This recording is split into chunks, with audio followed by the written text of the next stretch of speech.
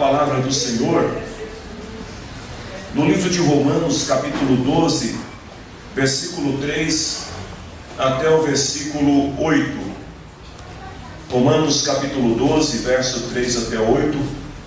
Hoje eu tive uma boa conversa com o meu irmão Lauro. A gente veio conversando no caminho e aqui ainda estendemos a nossa conversa, e a gente falou muito também sobre ministério, sobre serviço cristão, né? E esta palavra, ela me veio ao coração justamente enquanto nós estávamos conversando. Eu gostaria de compartilhar com os irmãos. Romanos 12, 3 até o 8 diz assim: por causa da bondade de Deus para comigo, me chamando para ser apóstolo, eu digo a todos vocês que não se achem melhores do que realmente são. Pelo contrário, pensem com humildade a respeito de vocês mesmos, e cada um julgue a si mesmo conforme a fé que Deus lhe deu. Porque assim como em um só corpo temos muitas partes e todas elas têm funções diferentes, assim também nós, embora sejamos muitos, somos um só corpo por estarmos unidos com Cristo. E todos estamos unidos uns com os outros, como partes diferentes de um só corpo. Portanto, usemos os nossos diferentes dons de acordo com a graça que Deus nos deu. Se o dom que recebemos é o de anunciar a mensagem de Deus, façamos isso de acordo com a fé que temos. Se é o dom de servir, então devemos servir. Se é o de ensinar, então ensinemos. Se é o dom de animar os outros, então animemos. Quem reparte com os outros o que tem, que faça isso com generosidade. E quem tem autoridade, que use a sua autoridade com todo o cuidado. Quem ajuda os outros, que ajude com alegria. Amém, meus irmãos? Podemos assentar. Palavra linda, que palavra abençoada essa, né? O apóstolo Paulo, ele começa falando inicialmente acerca do seu chamado, do seu ministério, né? E uma coisa que está muito clara nesses versículos que nós acabamos de ler, é que todos nós, independente da função, né, vamos dizer assim, do cargo que venhamos ocupar na igreja de Deus, todos nós recebemos do Senhor um dom. Não existe um crente salvo em Jesus, que não tenha pelo menos um dom dado por Deus. Junto com a salvação, vem o Espírito Santo de Deus, e junto com o Espírito Santo vem também os dons que Deus distribui a cada um. Mas o interessante é que por nós andarmos segundo o Espírito de Deus, por sermos dirigidos pelo Espírito de Deus, quem define acerca dos dons não somos nós, é o Espírito do Senhor. E aí Paulo, ele começa falando assim, que por causa da bondade de Deus para com ele, que o chamou para ser apóstolo. O que dá a entender nesse versículo aqui, meus irmãos, não é que Paulo ele está querendo se eximir, né, de qualquer responsabilidade apostólica, não é isso. Mas Paulo está deixando bem claro que quem o colocou, quem o estabeleceu para ser apóstolo, não foi ninguém mais ou menos do que o próprio Deus. Então Paulo deixa isso muito claro, que o ministério aqui foi dado por Deus. E aí ele fala assim: eu digo a todos vocês que não se achem melhores do que realmente são. Paulo, ele está aqui chamando a atenção. Ele está falando dos super apóstolos, né, da época, dos super crentes daquela época, que às vezes por receber de Deus um determinado dom, às vezes a pessoa acabava querendo se colocar num patamar de superioridade acima dos outros irmãos, como se fosse melhor do que os outros. E Paulo fala assim: olha, que ninguém deve se achar melhor do que realmente é. A gente precisa ter o quê? Consciência de quem nós somos. E Paulo, ele tem todas as prerrogativas aqui para poder bater no peito e dizer assim: eu sou o melhor de todos os apóstolos. Tem ou não tem, irmãos? Paulo, com certeza, de todos os apóstolos da igreja primitiva, ele era o mais credenciado, o mais autorizado para poder bater no peito e dizer: eu sou melhor que todos os apóstolos. Mas o que Paulo faz? Ele fala assim: não, menos. Eu preciso reconhecer que o que eu não sou porque eu quis ou porque alguém o fez. Eu sou por causa da bondade de Deus. Escute o que eu vou te dizer nesta noite, meu irmão, minha irmã. O dom que Deus te deu, Ele te deu, sabe por quê? Por causa da sua bondade.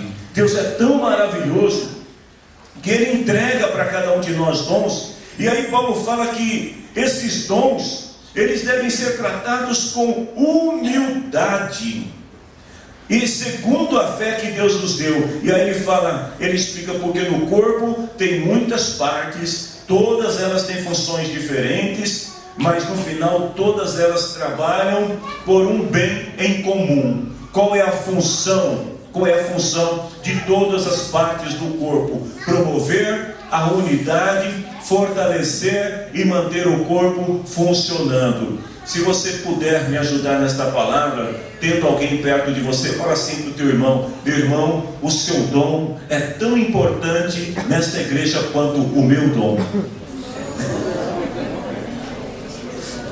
Todos, viu, Ale? O teu dom é tão importante quanto o meu. E por que Paulo está deixando bem claro isso? Porque nós fazemos parte de um corpo, e cada um tem a sua parte. E o Espírito de Deus, quando Ele distribui à igreja dons, Ele faz isso no sentido de construir um corpo forte, um corpo sólido, um corpo bem estruturado, um corpo que funciona, que se movimenta. Então Paulo está deixando bem claro aqui o seguinte: que todos estamos unidos uns com os outros como partes diferentes de um só corpo. Portanto, usamos os nossos diferentes dons de acordo com a graça que Deus nos deu. Mais uma vez Paulo vai deixar bem claro: use os dons. Cada um de nós aqui, irmãos, use o teu dom. Você sabe qual é o teu dom? Talvez nem todos vocês aqui. Tem uns irmãos que eu chego perto deles para convidar os irmãos para dar uma palavra, eles até fazem de conta que estão surdos, não estão ouvindo o que o pastor está falando, porque talvez o dom não seja da palavra. Mas tem outros que, se de repente o pastor chega e fala assim: quem quer cantar? Eu quero cantar. Porque o seu dom é de cantar. Aí o outro é de orar, outro é de visitar. Tem irmãos que amam fazer visita, tem irmãos que não gostam, porque não tem habilidade dada por Deus para fazer tal coisa. Tem irmãos, independente da missão de evangelizar que cabe a todos nós cristãos, mas tem irmãos que eles têm o dom de evangelista. E a maior alegria desses irmãos não é ficar sentado dentro da igreja assistindo o culto, mas é ficar lá na rua entregando folheto, convidando pessoas para o culto.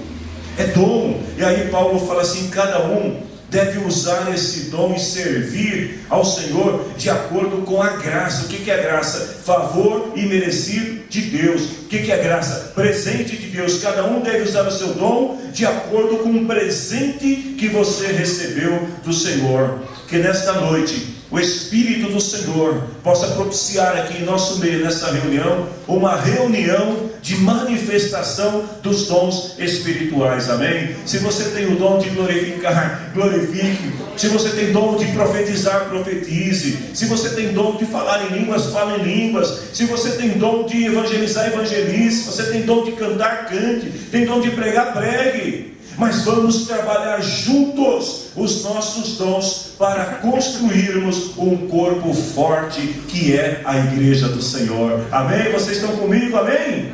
Deus abençoe. Vamos nos colocar em pé. Eu quero convidar o ministério de louvor para que venha adorar ao Senhor. Yeah.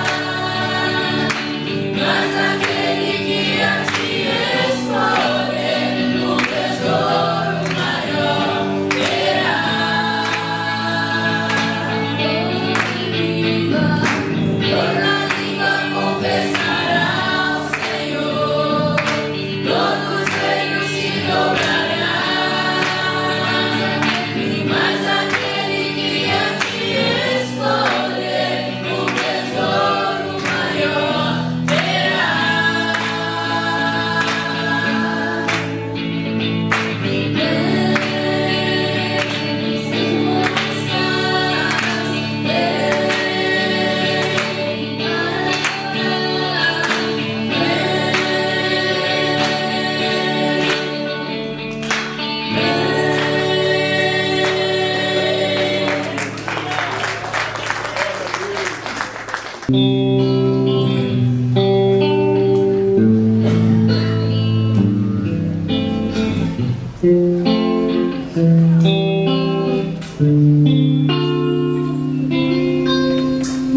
fé não está firmada nas coisas que podes fazer. Eu aprendi a te adorar pelo que é.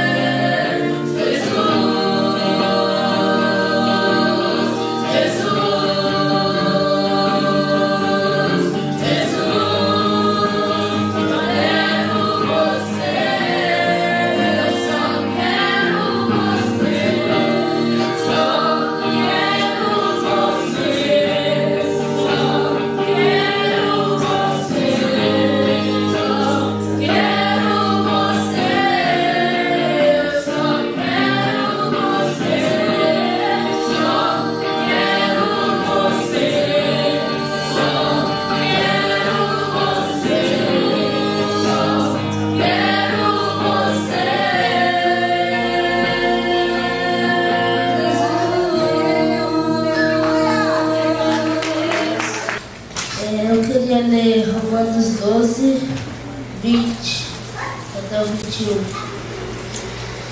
Se o que vive estiver com fome, dê comida a ele. Se estiver com sede, dê água. Porque assim você fará queimar de remorso e vergonha. E 21 diz que não deixe que o mal vença você, mas vença o mal com bem. Eu também queria ler 1 Pedro, versículo 3, versículo 8. Sejam alerta e fiquem vigiando, porque o inimigo de vocês é o diabo e anda por aí como um leão, que ruge procurando alguém para devorar. Fiquem firmes na fé e enfrentem o diabo, porque vocês sabem que no mundo inteiro os irmãos da fé estão passando pelos mesmos sofrimentos, mas depois de sofrer bem por um pouco de tempo, o Deus que tem por nós um amor sem limite e chamou vocês para tomarem parte da sua eterna glória, por estarem unidos com Cristo. Ele mesmo os aperfeiçoaram e daram firmeza, força e verdadeira segurança. Bem? Paz, igreja.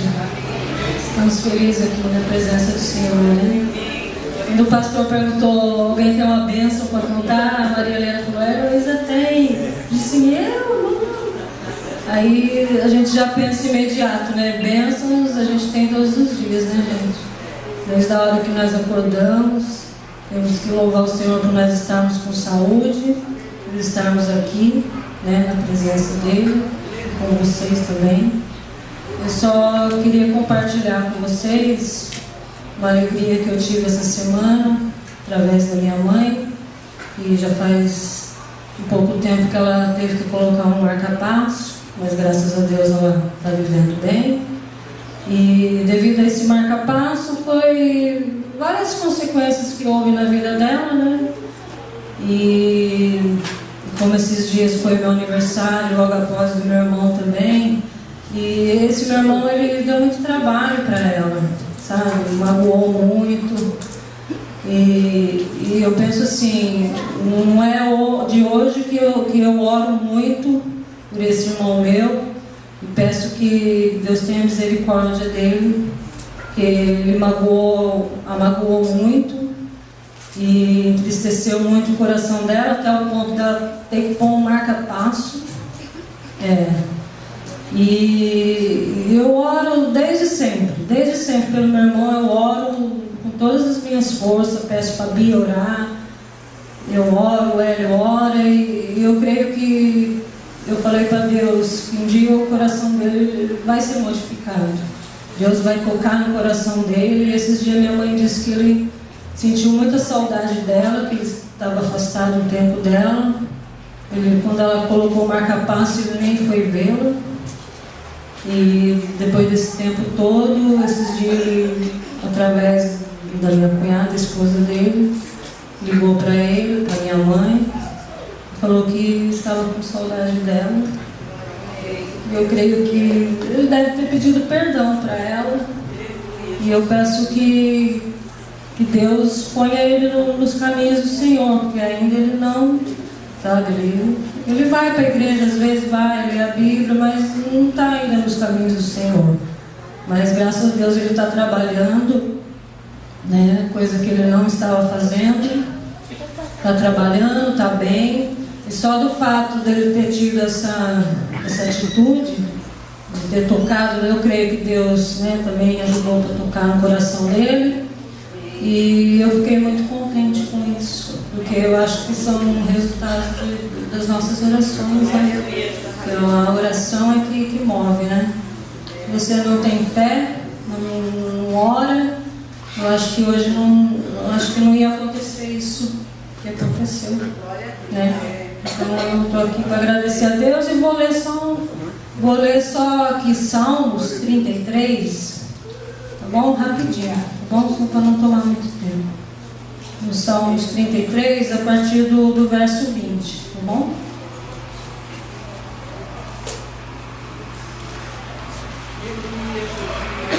Amém? Amém.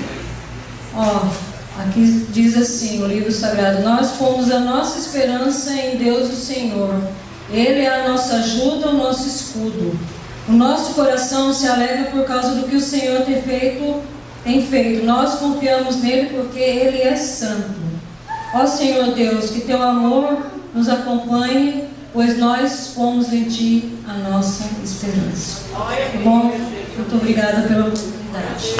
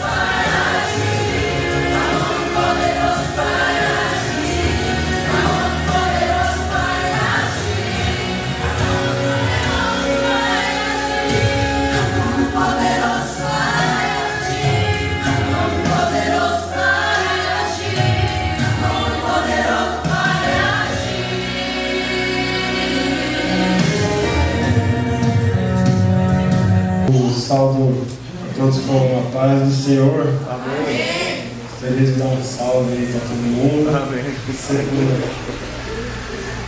Eu gostaria de agradecer primeiramente, né, a Deus porque nos trouxe, nos conduziu até aqui por algum motivo. Eu creio que foi para ter a honra de estar na companhia de vocês, por isso que Deus nos trouxe aqui. Seria mais fácil nós termos ido para Minas Gerais, né? Que a gente ficou mais ou menos 2 horas e meia no trânsito para chegar até aqui, mas nós viemos e o Senhor nos trouxe aqui.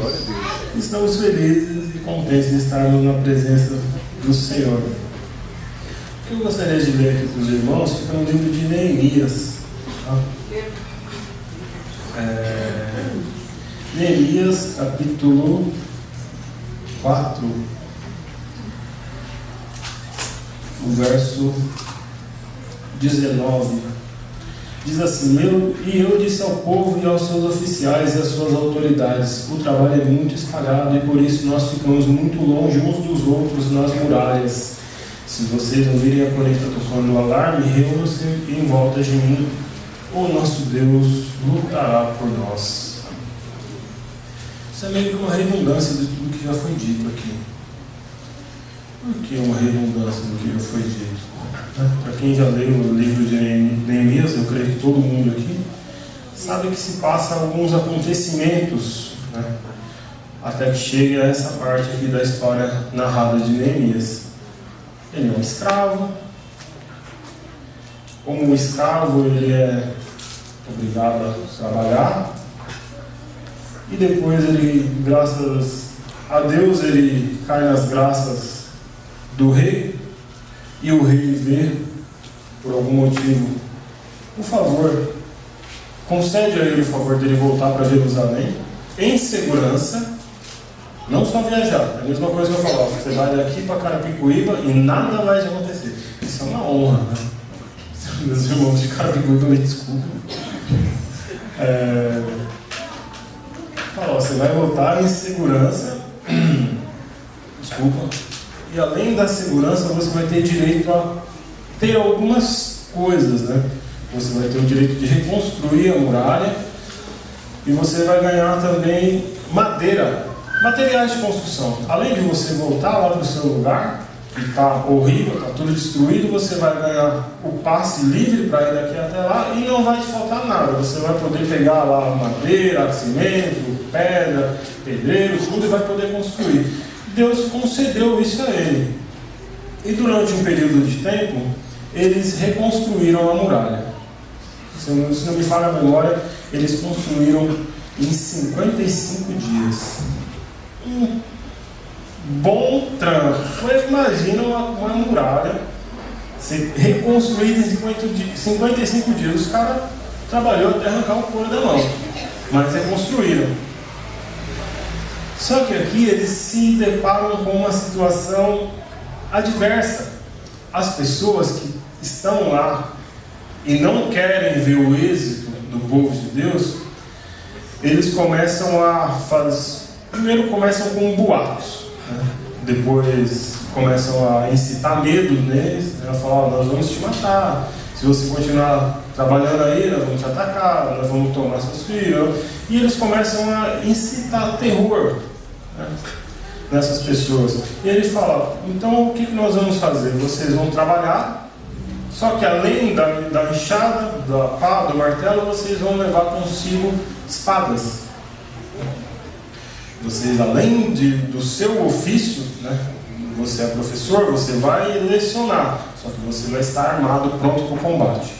O senhor é pastor, o senhor vai pastorear, porém o senhor vai estar pronto para o combate.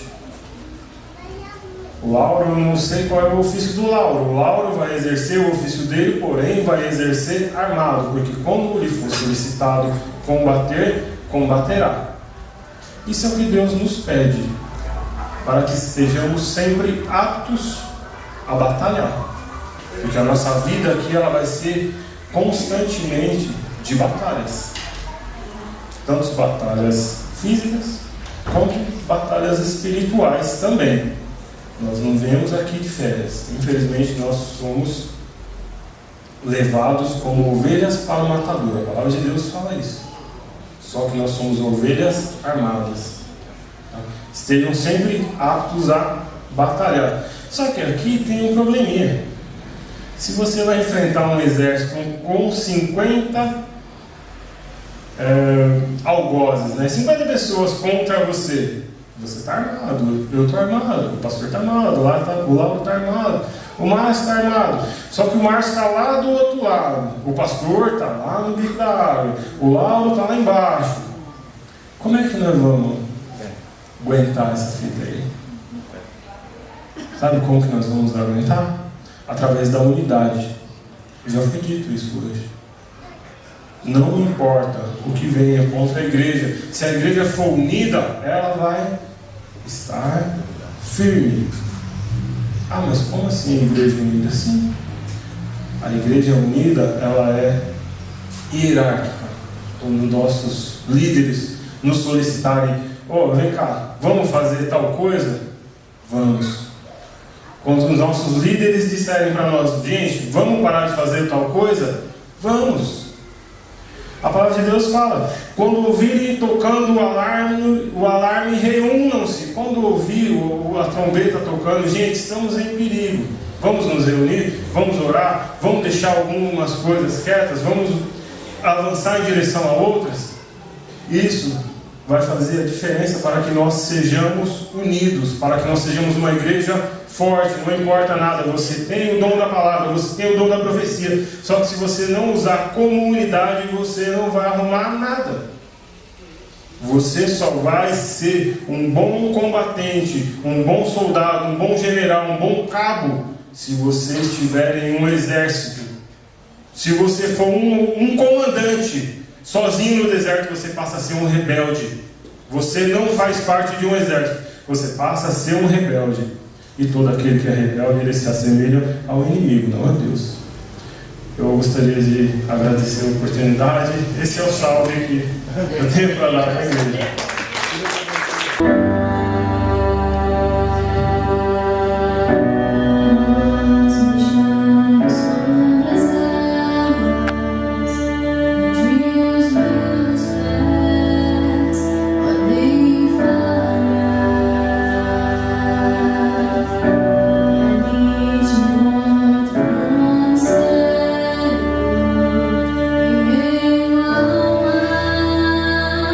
Confiarei.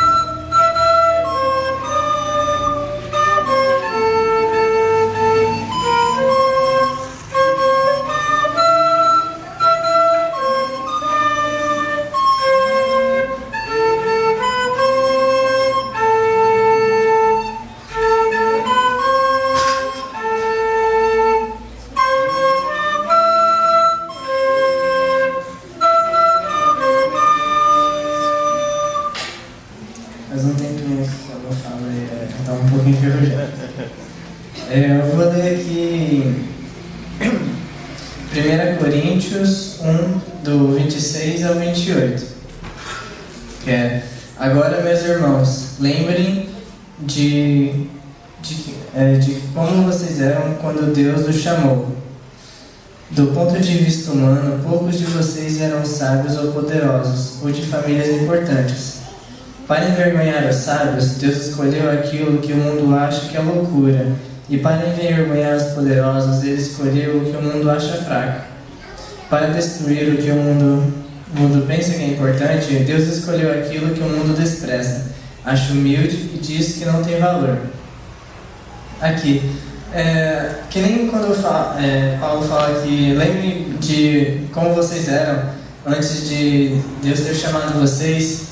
Lembra muitas pessoas antes do chamado de Deus. Eu coloquei 3 coisas aqui, que não são necessariamente só 3 simples assim, mas que geralmente nós fazíamos antes de Deus chamar a gente. Eu coloquei que ou a gente não agradava a Deus, por exemplo, no que fazíamos. Muitas pessoas faziam coisas que não agradavam ao coração de Deus, ou mesmo elas faziam coisas e elas eram infelizes naquilo que elas faziam.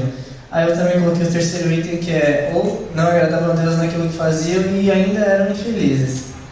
Mas, continuando aqui, eu coloquei aqui, a nossa condição pré-chamado, assim, o que nós éramos antes, o ser humano mesmo, na condição dele, ele é um ser humano é um ser pecaminoso. Então, desde o início, o ser humano ele vem pecando e isso vem acumulando cada vez mais. E o ser humano ele vem se afundando cada vez mais no pecado. Aí eu coloquei aqui e ele ia se afogando, ia se atolando cada vez mais nessa lama do pecado.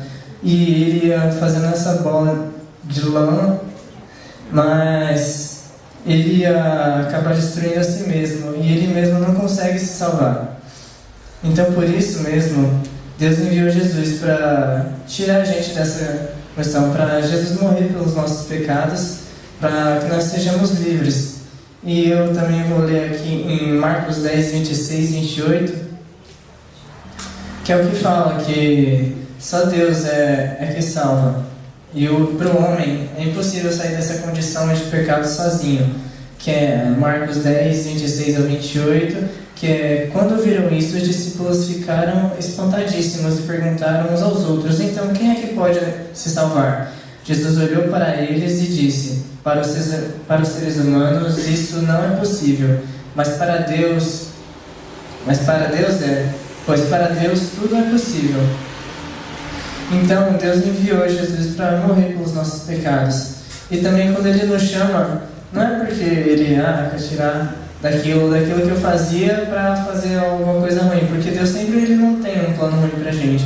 Deus ele tem um plano bom, e Ele sempre planeja o melhor para a gente, e Ele quer tirar a gente daquela condição que nós tínhamos antes, e que nós, quando vemos agora, com relação ao passado, nós nos envergonhamos naquilo que fazia.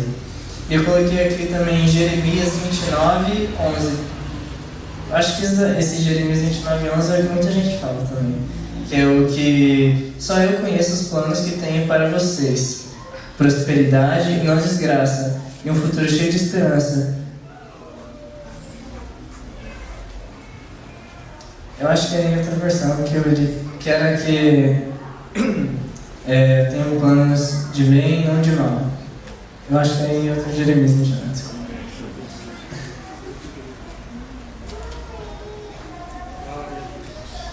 Também eu coloquei que, seguindo, nós falamos primeiro do primeiro verso, do verso 26, seguindo a gente vai falar assim, que muitas pessoas hoje em dia, tanto fora quanto dentro da igreja, elas se encontram perdidas, mas não no sentido assim, sem salvação, mas elas não têm um norte, não têm um rumo. As pessoas elas não sabem o que vão fazer da vida, não sabem o que elas querem fazer. Elas não sabem o seu sentido, não sabem a sua função. Assim como uma peça de relógio que ela não encontra o seu encaixe em todas as engrenagens. Então eu coloquei aqui que para a pessoa saber que ela precisa saber a função dela realmente, é algo que vem dela, vem da decisão dela de procurar Deus e procurar se relacionar com Ele, buscar um relacionamento com Ele. Essa é uma palavra bem chave para você conseguir saber o que você realmente tem que fazer, que é buscar um relacionamento com Ele, para que através desse relacionamento possa haver intimidade com Ele e assim Ele possa falar com você e conversar e falar os planos dele que Ele tem para você. E mais à frente, ele fala que o mundo acha muito louco assim, a sabedoria de Deus, porque ele age de forma que os seres humanos não conseguem entender. Porque a maioria das pessoas que falam, que se a gente lê o capítulo 1 de 1 Coríntios, fala que as pessoas querem analisar a sabedoria de Deus com a sabedoria dos homens. E isso é algo muito estranho, porque é uma sabedoria limitada querendo entender uma sabedoria ilimitada. Assim também como a gente viu, muitas pessoas viram assim, no ensino médio, que, por exemplo, se a gente vê a física, tem vários tipos, eles citam pelo menos duas físicas: física de Newton e física da relatividade. Por exemplo, porque, vamos fazer esse exemplo aqui. Finge que Deus é a física da relatividade e a de Newton é a sabedoria humana. Então, nisso, os princípios de Newton não se aplicam à relatividade, porque é algo completamente diferente que foge da realidade daquilo. Então, sendo isso, a gente pode ter como a sabedoria de Deus como algo muito mais infinito, algo extremamente eterno e infinito do que a sabedoria que o ser humano pode produzir. A gente, no máximo que a gente consegue fazer, a gente não chega nem a 1% do que é a sabedoria de Deus. Então Deus, ele escolhe pessoas simples que a gente não dá tanto crédito assim, mas Deus capacita. E elas anunciam o que Deus tem para falar. Elas falam o que Deus pede para elas falarem. Elas falam o que Deus quer que elas falem. Então nisso, essas pessoas simples falam e fazem coisas grandiosas que aquelas pessoas bem instruídas e qualificadas não fazem. Porque elas não buscam conhecer a Deus com a sabedoria do homem, mas buscam conhecer a Deus com a sabedoria de Deus, através do relacionamento com Ele. Então, vendo dessa forma, é uma doideira você pegar uma pessoa simples para fazer uma coisa do que você escolher uma pessoa mais qualificada. É algo muito estranho e totalmente fora de lógica pra gente. É que nem uma vez eu assisti um episódio de um desenho que o cara, ele tinha várias espadas assim, no desenho do Thundercats. Ele roubava as espadas das pessoas, porque ele via que, por exemplo, ele era muito ganancioso. E ele tinha uma pedra gigante que as pessoas iam lá e elas mostravam quão forte era a espada delas. Aí vai lá, aí o Lion vai, ele racha a pedra, tudo, o cara pega a espada dele, aí vem um cara que ele, vários anos atrás, ele se dedicou 5 anos, fez uma espada lá e o cara tomou a espada dele. Ele também era muito arrogante com a espada. Aí no final do desenho ele consegue impedir a espada com um negócio de trigo que ele tinha faz um tempo visto para, por exemplo, uma técnica para conseguir fazer aquele trigo se tornar uma espada mais forte. Vendo nesse ponto é algo muito estranho, não tem lógica, sinceramente, eles brisaram no desenho, mas é um exemplo muito bom de se usar. Mas, vendo dessa forma, ao invés de escolher uma pessoa super instruída, Deus escolhe a simples. Mas, olhando de certa forma, essa pessoa não é super importante e nem muito reconhecida pelas outras pessoas à sua volta. Ela sempre faz as coisas dela. E geralmente ela fica focada nas coisas dela e procura ser melhor naquilo, por mais simples que ela seja, ela é humilde naquilo que ela faz. Então, aos nossos olhos, a gente não dá muito valor para aquela pessoa, mas Deus dá muito valor. Assim como foi com Davi, que ele sempre ficava lá no pasto fazendo, mas ele cuidava com o coração, ele fazia aquilo. E Deus viu o coração dele. E também por isso, assim como Paulo também, como a gente viu na escola dominical, que ele era muito intenso naquela perseguição que ele fazia à igreja. E Deus viu o coração dele, aquele coração intenso, perseguindo a causa que ele acreditava ser verdade. Então Deus só pegou aquilo e virou para o outro lado. Ele fez que aquela intensidade que ele perseguia a igreja fosse a intensidade que ele fosse a favor da igreja e anunciasse o evangelho. Então nisso, Deus ele não vê a aparência, mas sim vê o coração da pessoa, quando ele escolhe a pessoa. Que nem aqui está em 1 Samuel 16, 7. Mas o Senhor disse: não se impressione com a aparência nem com a altura deste homem. Eu o rejeitei porque não julgo como as pessoas julgam. Elas olham para a aparência, mas eu vejo o coração. Então nisso, Deus ele pega essas pessoas que muitas vezes estão rejeitadas, ou muitas vezes as pessoas não ligam muito para elas, e ele pega e capacita e mostra que essas pessoas eram na verdade as mais capacitadas para fazer aquilo, porque as outras elas não mostravam, mas tinham um coração arrogante ou muitas vezes não qualificado para fazer aquilo. E fazendo isso, pegando simples e fazendo coisas grandiosas através daquelas pessoas, Deus ele confunde o mundo, porque o mundo ele não espera isso. O mundo geralmente nós vemos aí um mundo totalmente lógico, metódico assim, de fazer as coisas muito relativo, essas coisas também. Mas ele não espera algo do tipo, que nem várias pessoas, vários grandes pregadores que saíram de condições que a gente não esperava, que nem uma vez no livro que a pastora prestou, que era Fojnik, que ele era líder de uma gangue em Nova York, só que aí ele conheceu David Wilkerson, que evangelizou ele quando ele foi lá chamou ele, uma vez que ele tinha muita cultura do ódio, porque a mãe dele dizia que ele era filho de Satanás, só que aí ele levou isso com ele. Aí teve uma frase assim que impactou bastante, que eu acho que ele falou, se você continuar falando isso, que Jesus me ama, quando ele falou, Jesus te ama, aí ele ficou meio assim, porque ele sempre cultivava o ódio. Aí quando ouviu que alguém amava ele tomou um baque assim. É que nem falaram hoje, que é vencer o bem, não vencer o mal, com o bem. Aí ele falou assim, se você continuar falando que ele me ama, eu vou te cortar em várias partes. Aí ele falou, você pode me cortar em várias partes, mas todas essas partes que estiverem cortadas vão falar que Jesus te ama. Aí ele ficou assim. Então, tivemos vários personagens na Bíblia, assim, que tiveram essa transformação de alguém que estava no anonimato, assim, menos Paulo, né? Paulo era perseguidor, mas esquece. Assim como Davi, que era um simples pastor de ovelhas e depois se tornou rei, depois de várias batalhas, tanto internas quanto externas, para conseguir se tornar rei. O Samuel mesmo, que era só um estagiário de Eli e depois se tornou sacerdote, juiz e muitas outras coisas também.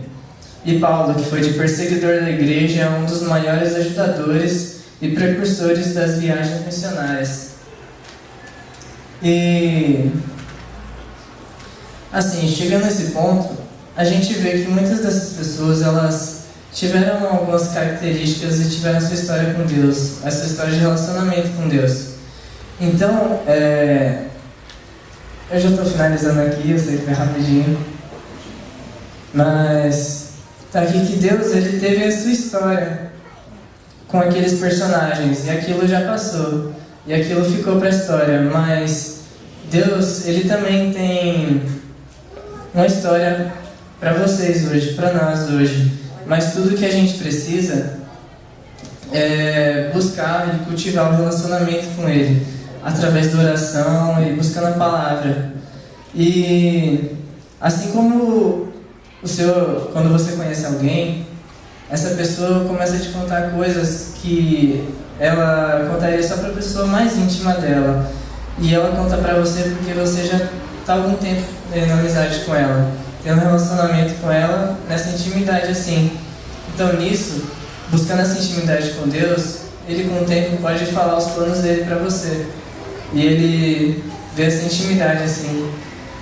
Então, mais resumidamente, era buscar um relacionamento com Deus para que os planos dele possam falar com vocês na intimidade. Amém, glória a Deus. Somente isso. A nossa igreja.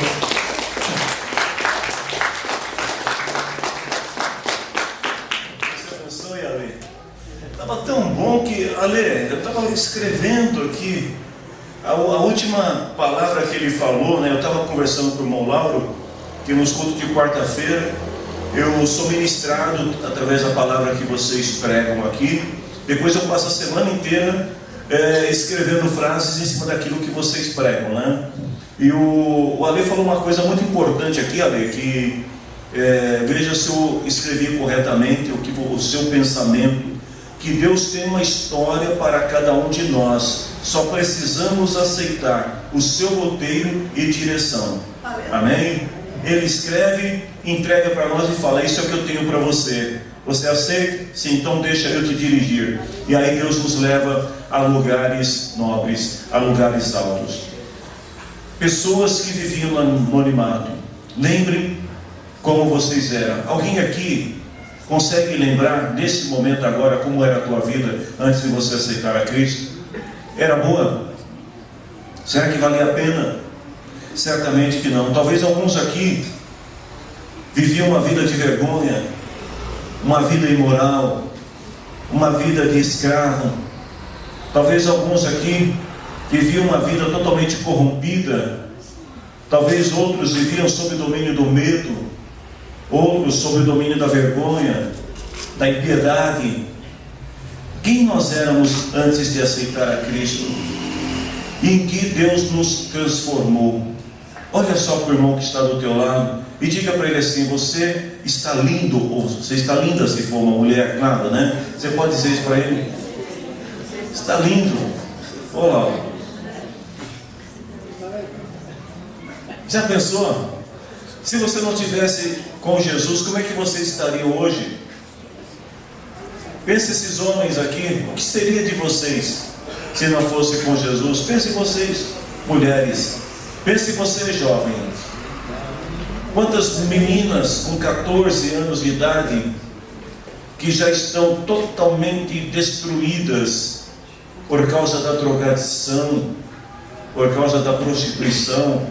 Quantas adolescentes grávidas, quantos adolescentes pais, quantos adolescentes que se tornaram um terror, um pesadelo na vida de seus pais. Mas vocês estão aqui servindo a Cristo, nós estamos servindo aqui a Cristo. Talvez a cadeia fosse o destino de alguns, talvez o cemitério, uma morte antecipada, talvez as ruas fosse o destino de alguns, mas o Senhor nos alcançou, e Deus planejou tudo isso. Ele escreveu uma história para cada um de nós, e nesse roteiro, no roteiro de Deus, no final de tudo, sabe o que tem reservado para nós? A vida eterna com Cristo Jesus. Quem quer seguir este roteiro nesta noite? Amém? Aplaude o nome do Senhor. Eu prefiro estar ao lado de Deus. Eu prefiro andar e caminhar com Deus. Que o Senhor nos abençoe a todos. Eu quero chamar o ministério de louvor aqui à frente, e vamos nos colocar em pé neste momento. Eu gosto de gratidão, amém? Será que nós podemos orar e agradecer a Deus pelo que o Senhor tem feito nas nossas vidas? O Ale leu Jeremias 29:11, é uma passagem muito lida e conhecida de todos. O caminho que Deus tem traçado para nós, o futuro que Deus tem traçado para nós não é de vergonha, mas é de honra.